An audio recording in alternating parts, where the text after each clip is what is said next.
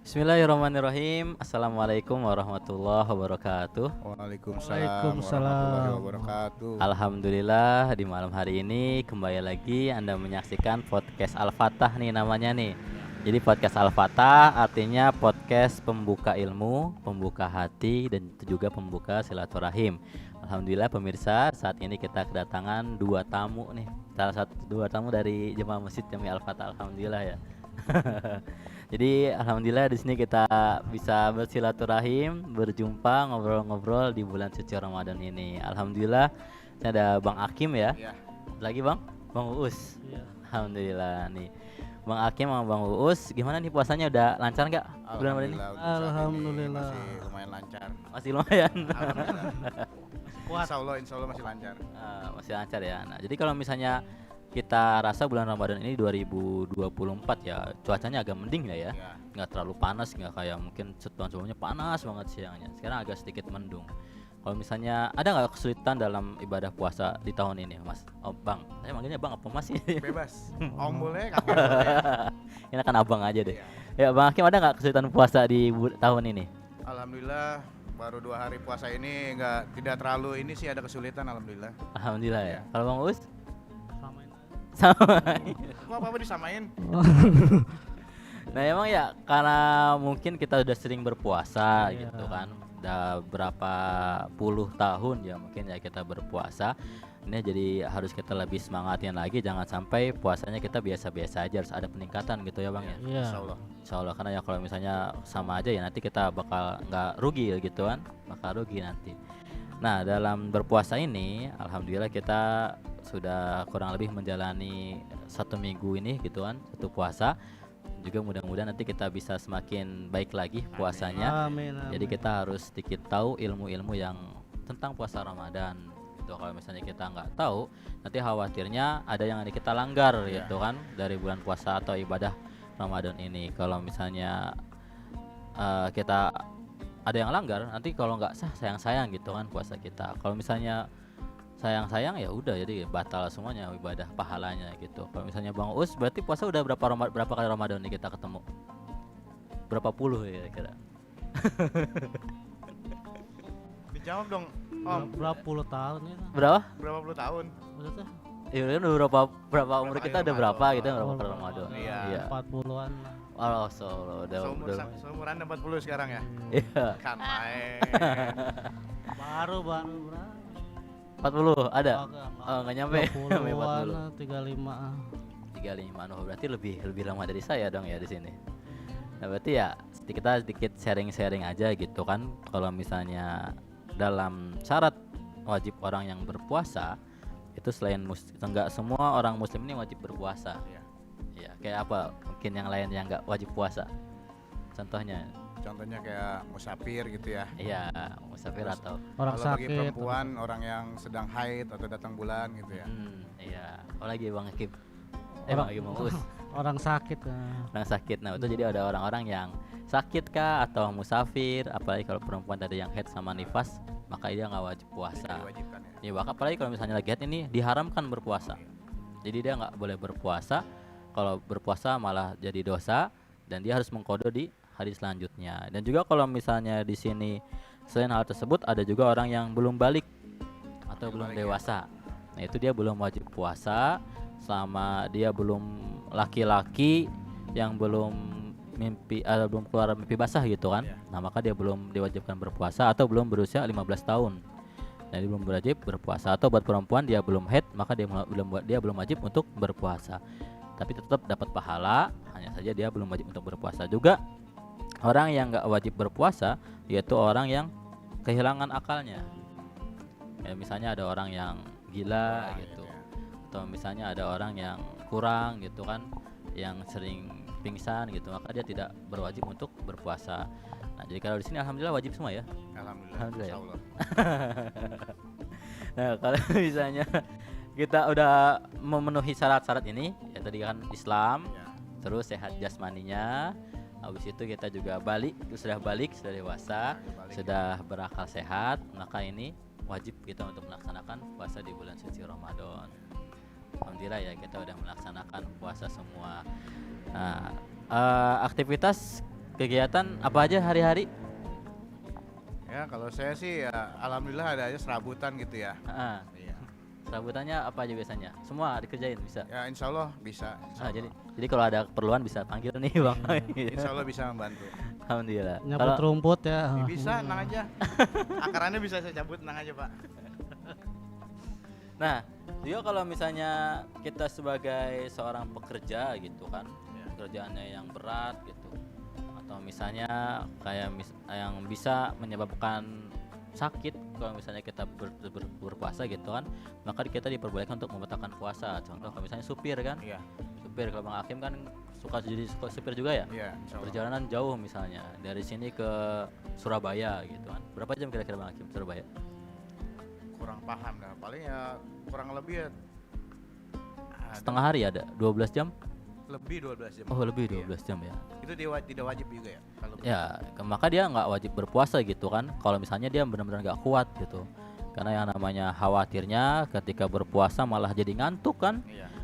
Kita nyupir siang-siang puasa gitu kan, nggak ada makanan, nggak bisa nyemil gitu kan. Kurang Malah konsentrasi. kurang ya. konsentrasi. Akhirnya bisa jadi kecelakaan, maka dia nggak wajib berpuasa. Kalau misalnya terjadi hal-hal yang tidak diinginkan gitu kan karena tadi tersebut, maka itu bisa diperbolehkan walaupun dia udah berakal, udah nggak haid gitu kan, namanya laki-laki. Tapi kalau misalnya dia khawatirnya nggak sehat, malah jadi madarat, lebih baik dibatalkan puasanya. Beda Tidak lagi, ada hukumnya itu ya. tidak ada hukumnya, maka diperbolehkan. Tetap dia harus dikodo nanti setelah lepas sebulan suci Ramadan. Makanya kalau misalnya ini juga termasuk sunnah dari Rasulullah SAW. Bahwasanya orang yang dalam perjalanan terus dia nggak berpuasa termasuk mendapat keringanan dari Allah Subhanahu Wa Taala. Atau misalnya mengqasar sholat, Iya. qasar sholat juga jamaah sholat juga termasuk keringanan dari Allah SWT dalam ibadah. Jadi kalau misalnya perjalanan jauh, pernah ya kita pasti semuanya gitu kan, perjalanan jauh dari kita nggak sempet juhur sama asar, boleh disatuin waktu juhurnya dan waktu asarnya, juga termasuk keringanan dalam ibadah baik sholat maupun puasa. Bahkan boleh dikurangin rakaatnya, Oh, boleh. yang jadi 4 jadi 2. Nah itu jadi bisa dilaksanainnya. Nah itu buat puasa maupun sholat. Nah mungkin ada pertanyaan gimana atau apa gitu kan, aman semuanya? Oke, saya yakin banyak ya ilmunya ya. Kalau nyabut jenggot gimana tuh? Tat? Nyabut jenggot, Iya, batal nggak? kalau membatalkan puasa dalam nyabut jenggot misalnya, kalau misalnya yang membatalkan puasa itu dalam nyabut jenggot, nggak ada sih yang membatalkan puasa menyambut jenggot. Karena kan membatalkan puasa yang pertama masuknya sesuatu dari lubang-lubang di tubuh, baik itu lubang telinga atau lubang hidung, lubang mulut, lubang dubur, itu juga membatalkan puasa. Tapi kalau misalnya mencabut itu nggak membatalkan puasa. Cukur gitu kan, masa kita nggak boleh cukur Nyabut uban rambut gitu kan, teman-teman. itu kan nggak batalin puasa, boleh gitu kan, Tidak makruh itu. nggak makruh. Tapi kalau misalnya kita nyabut uban, itu ada hukumnya tersendiri gitu. Kalau misalnya uban lebih baik jangan dicabut. Oh, jangan dicabut. Iya, itu jadi pengingat kita gitu kan. Pengingat kita. Jadi bahwasanya selama kita ini salah berumur. dong saya kalau sering nyabut uban ini gitu ya. Uban jenggot. Iya. Dengan kalau misalnya itu ya kita jadi pengingat aja gitu kan. Oh. Khawatirnya gitu kan kita jadi malah lupa kematian gitu. Karena kan yang buat tandanya uban ini sebagai kita udah berumur gitu kan. Pengingat, apalagi uban yang di rambut itu juga nggak boleh disemir Oh, nggak hukumnya. boleh, tidak boleh. Iya, nggak boleh disemir, nggak boleh disemir jadi hitam. Tetap harus ya semestinya rambut gitu untuk nutupin rambut. Semir nggak boleh. Pilok boleh, pilok. Tidak boleh Bang Bos tuh, harus didengar tuh ya. Iya. Tapi kalau misalnya semir, sebenarnya boleh asalkan jangan warna hitam. Oh. Gitu. Misalnya kan kita punya jenggot gitu Iya. kan. Kadang-kadang kan kita juga udah pernah lihat ulama-ulama yang jenggotnya udah mulai putih. Maka dia boleh menyemir jenggotnya, tapi jangan yang warna hitam. Bisa warna coklat, misalnya suka ya kita Atau lihat bleaching ya. aja gitu boleh gitu. Iya. Kalau bleaching kan warna-warna ya coklat gitu seperti itu. Coklat boleh. Nah itu. Tapi kalau warna hitam nggak boleh. Tapi boleh warna-warna yang lain buat disemir. Kalau orang hitam man di warna yang lain kan aneh gitu. Boleh-boleh aja, cocok aja. Apalagi saudara Anda cocok dah. Nah itu buat hukum-hukum ketika puasa. Jadi mencabut jenggot itu nggak membatalkan puasa ya. Karena yang namanya ya puasa tadi yang membatalkan secara lahirnya itu tadi cuma ketika memasukkan sesuatu dari luar ke dalam anggota-anggota tadi, atau misalnya berhubungan antara suami istri itu bisa membatalkan puasa. Atau juga yang membatalkan puasa hilangnya akal, juga murtad itu juga membatalkan puasa ketika seorang keluar dari agama Islam. Nah selain itu tadi kita udah bahas syarat wajibnya puasa. Nah sekarang kita akan bahas rukunnya. Ketika kita berpuasa kita harus memenuhi rukun puasa. kayak misalnya kita sholat, ini kan ada rukun-rukun sholat gitu ya. Dari misalnya niatnya, kemudian takbiratul ihram, baca al-fatihah, itu kan termasuk dari rukun-rukun sholat. Iya. Nah kalau misalnya rukun sholat itu ada banyak, ada 18.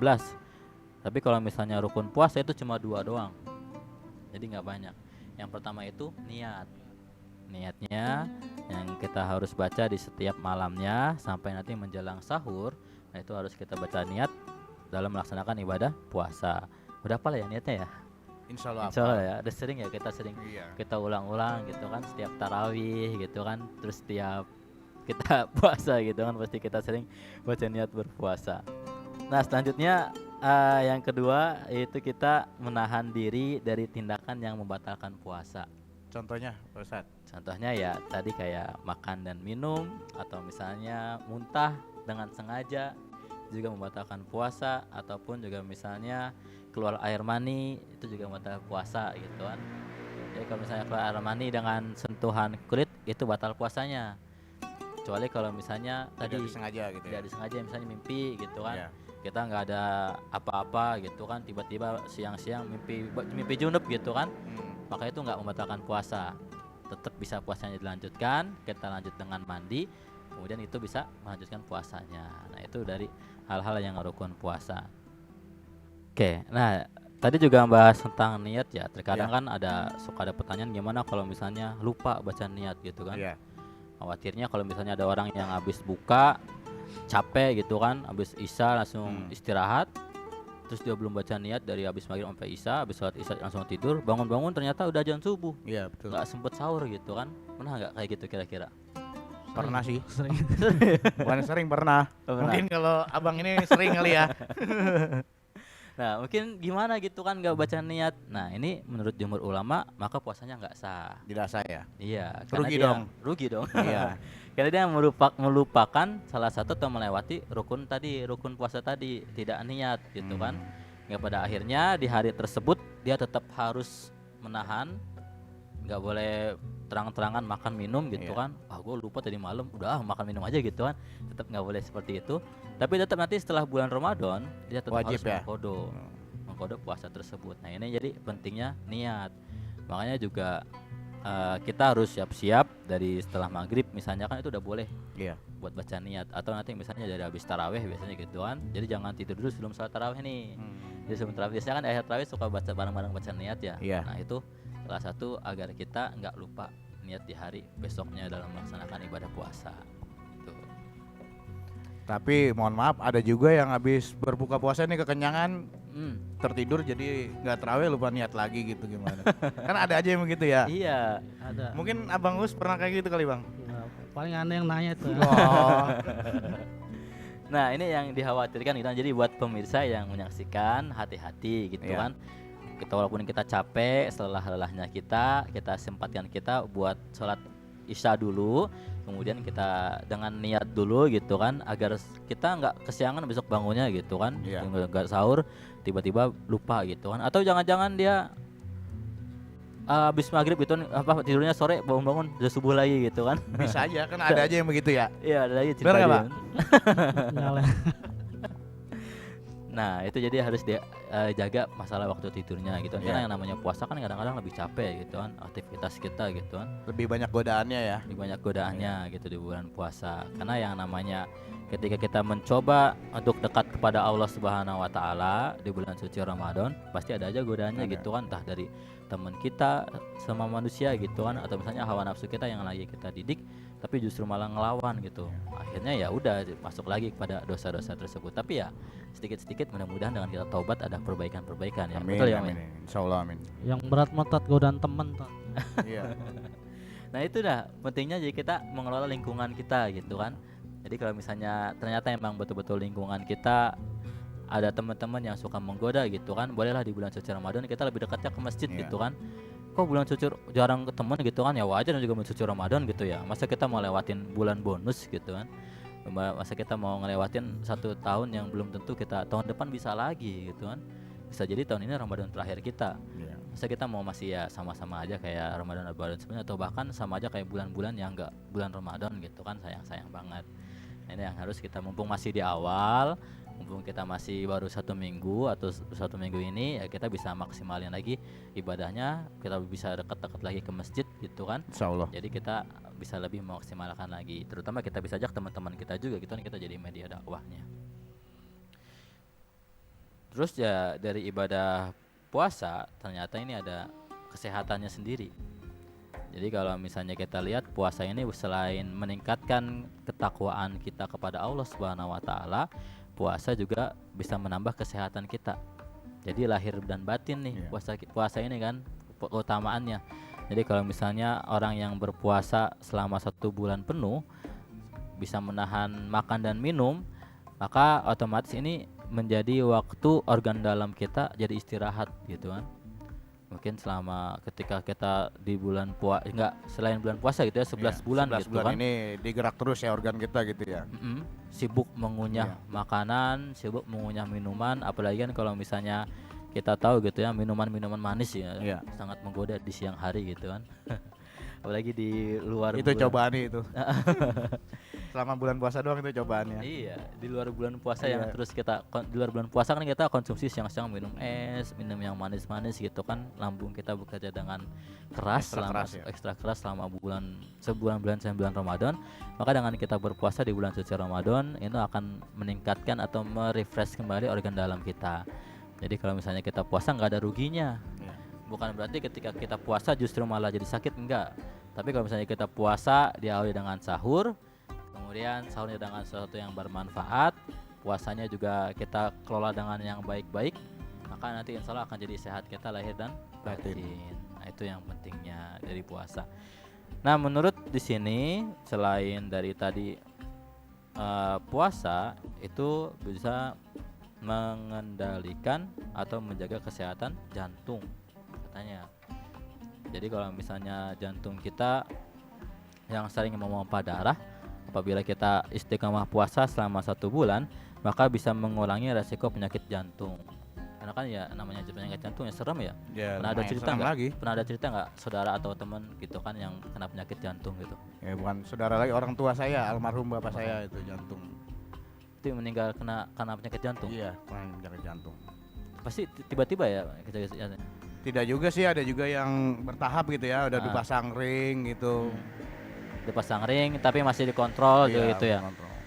Tapi kan yang seremnya ini yang dadakan ya. Ya itu yang lebih serem itu yang dadakan emang. Masih muda gitu kan, malamnya masih ikut aktivitas bareng kita gitu kan, pagi-paginya meninggal karena serangan jantung. Nah itu yang paling serem, yang orang-orang pasti nggak pengen meninggal secara dadakan gitu kan. Apalagi kita masih punya anak-anak yang kecil gitu, usianya juga masih belia gitu kan, terus kita tinggalin sebagai laki-laki gitu. Ini yang kita khawatirkan. Makanya kita sebagai laki-laki ini harus jaga kesehatan.